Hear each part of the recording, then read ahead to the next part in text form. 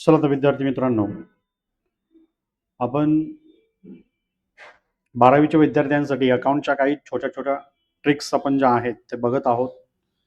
तर आज बघा, आता पार्टनरशिप, ऍडमिशन ऑफ पार्टनरशिप नंतर सर आपल्याकडे रिटायरमेंट आहे. Retirement of the partners.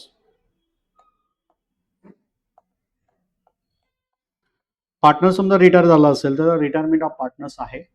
तर इथे बघा, एखादा पार्टनर जेव्हा एखादा बिझनेस मधून रिटायर होतो, एक तर तो ओल्ड एज असेल, जास्त वय झालं असेल, त्याचा तर रिटायरमेंट घेता येते त्याला. त्याला आपल्याला सोडून जायचं असेल, ठीक आहे, काही कारणास्तव तो आणि बिझनेसमधून स्किप करत असेल, तर अशा कारणास्तव आपल्याला त्याला रिटायरमेंट द्यावी लागते.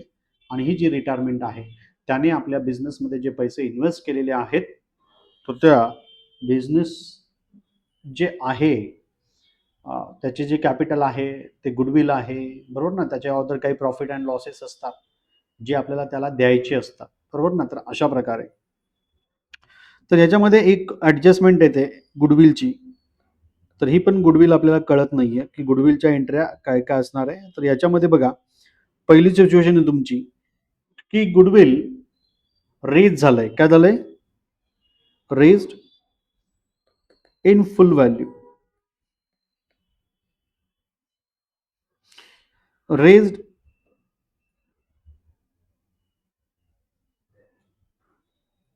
व्हॅल्यूने रेज झालं and retain in business. Retain in business. बिझनेसमध्ये काय केलंय तशीच रिटेन केलेली आहे. तर आपल्याला त्याची एंट्री बघा काय करायची असते की आता हे गुडविल जे आहे तर आपण कुणाला देणार आहे? पार्टनर्सला देणार आहे, बरोबर ना. आता हे पार्टनर्सला गुडविल देत असताना आपण, तर एक तर जे रिटेन झालेलं आहे बिझनेसमध्ये वाढलेलं आहे, तर गुडविल आपलं काय झालं? डेबिट झालेलं आहे. गुडविल अकाउंटला आपण काय करणार आहे? डेबिट करणार आहे. गुडविल अकाउंट डेबिट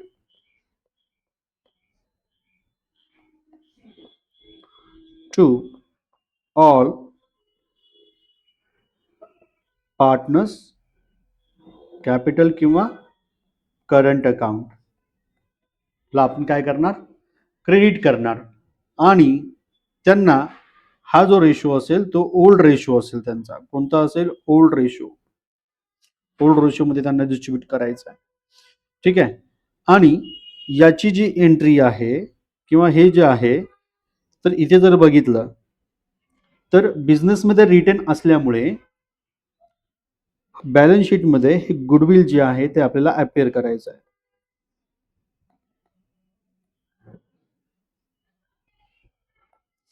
हे अपिअर करायचं आहे, ठीक आहे.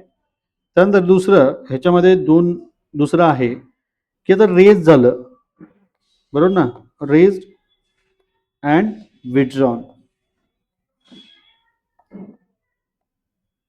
विथड्रॉन बाय पार्टनर, बरोबर ना. रेज अँड विथड्रॉन झालं. आता म्हणजे बिझनेसमध्ये गुडविल वाढलंय, बरोबर ना, आणि विथड्रॉ केलंय त्यांनी लगेच. तर एकदम सिंपल गोष्ट आहे. त्याच्यासाठी आपल्याला एंट्री करावी लागेल सेम. पहिली एंट्री आपली गुडविलची सेम होणार आहे. Goodwill account debit.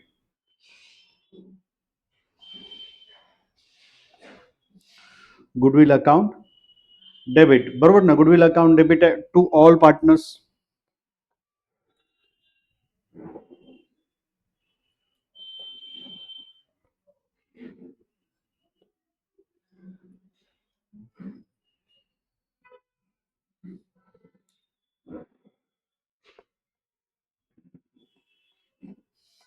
All partners capital किंवा करंट अकाउंट,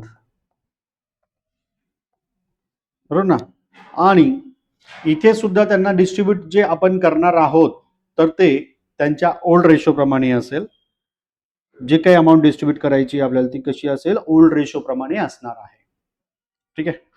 त्यानंतर याच्यामध्येच त्यांची 2 नंबरची एंट्री होणार आहे विड्रॉनची. तर ही जी विड्रॉनची एंट्री आहे, ही पहिली एंट्री रेजची आली. आता ही दुसरी एंट्री जी आहे ती विड्रॉनची असेल. आता ही गुडविल काय केलं? विड्रॉ केलं. कुणी कुणी केलं असेल? समजा जे काही आपले कंटिन्युइंग पार्टनर्स आहे, आता रिटायर झाल्यानंतर 3 पार्टनर होते समजा, त्यामधून रिटायर झाला तर ए बी शिल्लक आहे, बरोबर ना. म्हणून आपण काय करणार?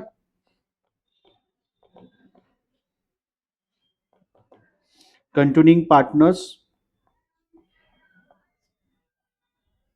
कॅपिटल ऑब्लिक करंट अकाउंट काय करणार आपण डेबिट करणार.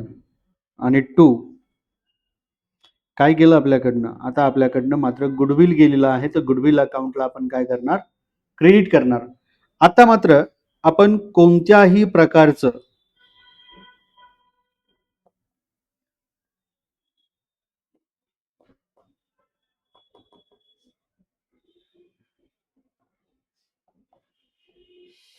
No goodwill appear in the balance sheet, कारण हे जे आहे ते विड्रॉ केलेलं आहे, त्याच्यामुळे तुमचं राहिलेला जो म्हणजे जर समजा 50% तुम्ही जर केला असेल तर राहिलेला बॅलन्स तुमचा बॅलन्स शीटला येणार, परंतु सगळ्याच्या सगळं गुडविल जे आहे ते मात्र येणार नाहीये. कारण का, कारण आपल्याकडे जे गुडविल दिलेलं आहे, ठीक आहे, ते कसं आहे विड्रॉन केलेलं आहे. कसं आहे विड्रॉ केलेलं आहे, बरोबर. त्यानंतर जर समजा आपल्याकडे पण हे गुडविल जे आहे तर जे काही कंटिन्युइंग पार्टनर्स आहेत त्यांना आपण दिलं असेल तर यांना इथे मात्र तो न्यू रेशो प्रमाणे द्यायचा असतो. कोणत्या रेशो प्रमाणे, न्यू, राहिलेला नवीन रेशो आहे त्यांचा त्या रेशो प्रमाणे दिलेलं असतं. त्यानंतर याच्यामध्ये तिसरी स्टेप आहे, if the goodwill is raised and extent of the retiring partners shares only and are retain in the business. ठीक आहे, म्हणजे बघा इथे जर बघितलं तिसरी सिच्युएशन अशी आहे की गुडविल काय झालं रेज झालं,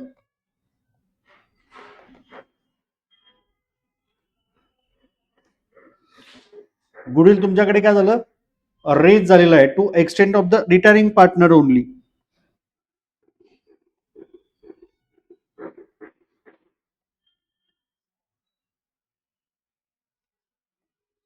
पार्टनर ओनली, ठीक आहे, तर फक्त रिटर्निंग पार्टनरचं घ्यायचं.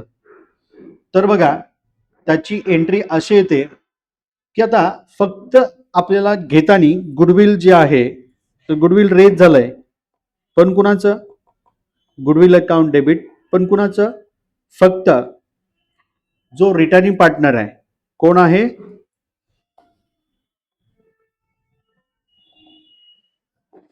रिटायरिंग पार्टनर्स चा पोर्शन असतो हा, काय असतो पोर्शन, बरोबर ना, त्याचा पोर्शन घ्यायचा आहे फक्त गुडविल अकाउंट डेबिट टू. आणि त्यानंतर retiring partners capital account,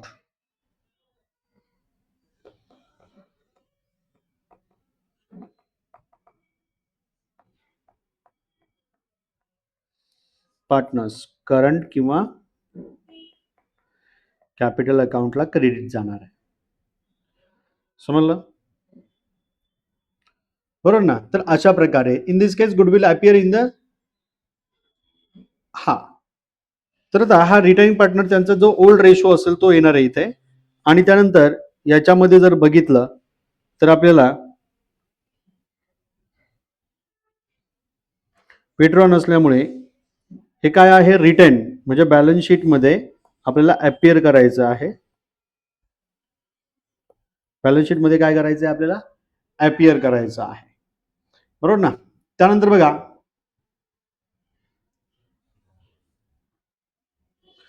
goodwill raise झालंय आणि नंतर विड्रॉ केलंय, बरोबर ना, पण only for the retiring portion.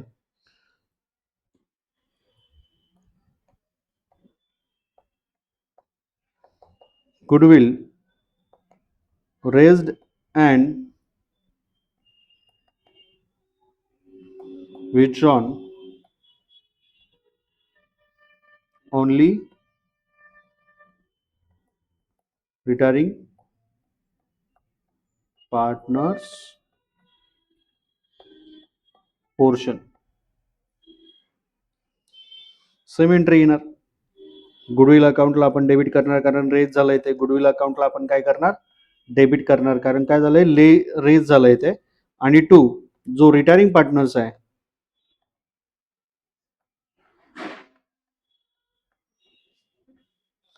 Capital oblique current account credit होणार, बरोबर ना. त्यानंतर पुढे बघा इथे आता दुसरी एंट्री याची येणार आहे विड्रॉलची. कशाची येणार आहे? विड्रॉल.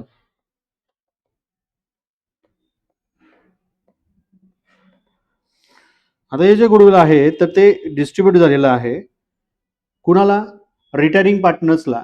मग रिटायरिंग पार्टनर्सनी काय केलं? ते गुडविल जे आहे ते घेतलेलं आहे, पण याचा जो पोर्शन आहे तो आपल्याला कुणाला डिस्ट्रीब्यूट विड्रॉ कुणी करणार? तो जे काही रिमेनिंग पार्टनर्स आहे, राहिलेले पार्टनर्स, तर एक्झिस्टिंग पार्टनर्स आपण ज्याला म्हणतो,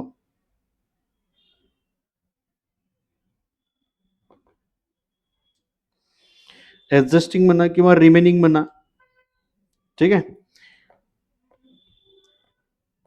remaining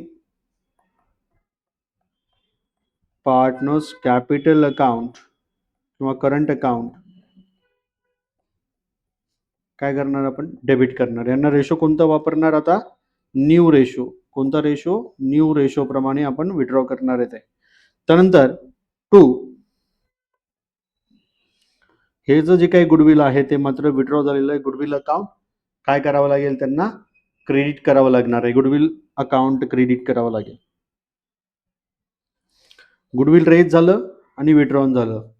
only for the retiring partners portion. Retiring partner पोर्शनचा फक्त पोर्शन जेवढा आहे तेवढा घ्यायचा. गुडविल अकाउंट डेबिट आपल्याकडे आला. रिटायरिंग पार्टनर्सला आपण गुडविल समजा दिला असेल, आता हे मात्र पार्टनर्समध्ये डिस्ट्रीब्यूट करून द्यायचं, पण ते रिमेनिंग ऑफ द पार्टनर्स आहे. ठीक आहे. आता इथे वाटून दिल्यामुळे गुडविल तुमच्या बॅलन्स शीटला येणार नाही.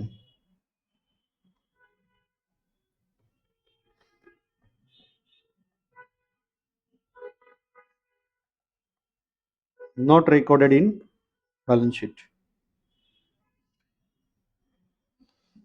ठीक आहे. तर अशा प्रकारे आपल्याला या सगळ्या एंट्र्या मात्र कराव्या लागतात. एक लक्षात घ्या. आधी आपण फुल व्हॅल्यू काढतो गुडविलची. त्यामध्ये आपण काय करतो की व्हॅल्युएशन करतो आपण फुल व्हॅल्यू आणि रिटेन इन द बिझनेस, बरोबर ना. आधी गुडविलची व्हॅल्यू वाढणार आहे. Goodwill account debit to all partners capital account old ratio मध्ये त्यांना डिस्ट्रीब्यूट करून टाकायचं आणि रिटेन केल्यामुळे आपल्याला तो बॅलन्स शीट जो आहे तसाच आपल्या बॅलन्स शीट मध्ये अपेअर करायचा आहे. Raise and withdrawn. रेजची एंट्री सेम येणार. Goodwill account debit to old partners old ratio प्रमाणे. 2, विड्रॉन जे आहे, विड्रॉन जे काही कंटिन्यूइंग पार्टनर्स आहेत ते करणारे कंटिन्यू पार्टनर्स, राहिलेले जे रिमेनिंग पार्टनर्स, बरोबर ना, त्यांच्या अकाउंटला डेबिट होणार, करंट अकाउंटला किंवा कॅपिटल अकाउंटला. आणि टू गुडविल अकाउंट विड्रॉ झालं, गुडविल गेलं न्यू रेशो प्रमाणे. ठीक आहे. No goodwill appear in the balance sheet. का? कारण आता गुडविल आपण वाटून दिलंय, आता ते बॅलन्स शीट मध्ये दाखवायची गरज नाही. Goodwill raised retaining partners only. आता गुडविल रिटेनिंग पार्टनर्सचा पोर्शन ओनली रेज झाला असेल तर goodwill account debit to retaining partners capital account. ठीक आहे. आणि समजा तो फक्त रेज झाला असेल तर appear in the balance sheet. पण समजा विड्रॉ जरी असेल तर सेम, म्हणजे रिटेन अँड विड्रॉन तर सेम एंट्री ओव्हरची आहे.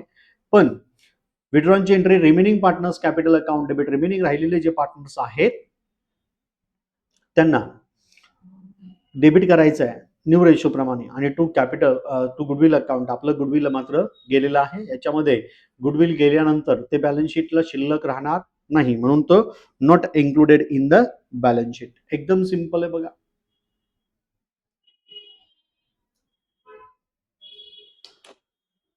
थँक्यू.